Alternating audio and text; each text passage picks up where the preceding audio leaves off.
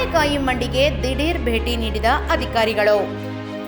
ಕಡಿಮೆ ಅವಧಿಯಲ್ಲಿ ಹಣ್ಣುಗಳನ್ನು ಮಾಗಿಸಿ ಮಾರುಕಟ್ಟೆಯಲ್ಲಿ ಹೆಚ್ಚಿನ ದುಡ್ಡು ಮಾಡಬೇಕೆಂಬ ಕಾರಣಕ್ಕೆ ಬಹುತೇಕ ಮಂಡಿ ಮಾಲೀಕರು ಬಾಳೆ ಮತ್ತು ಮಾವಿನ ಹಣ್ಣುಗಳನ್ನು ಮಾಗಿಸಲು ರಾಸಾಯನಿಕ ವಸ್ತುಗಳನ್ನು ಬಳಸುತ್ತಿದ್ದುದು ಕಂಡುಬಂದಿತು.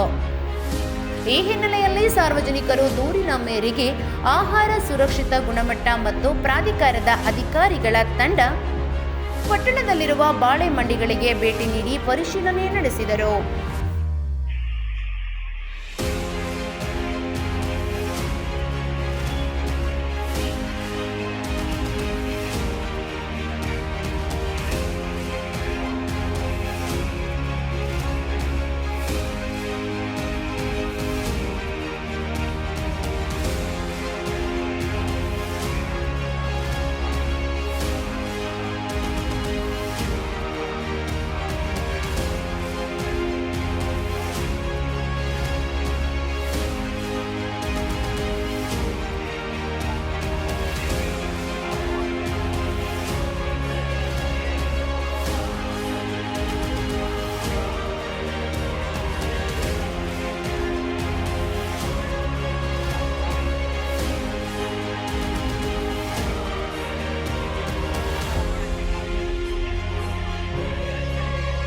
ಈ ವೇಳೆ ಜಿಲ್ಲಾ ಅಂಕಿತ ಅಧಿಕಾರಿಗಳಾದ ಡಾಕ್ಟರ್ ಪಾಲಾಕ್ಷಪ್ಪ ಅಧಿಕಾರಿಗಳು ಇದ್ದರು.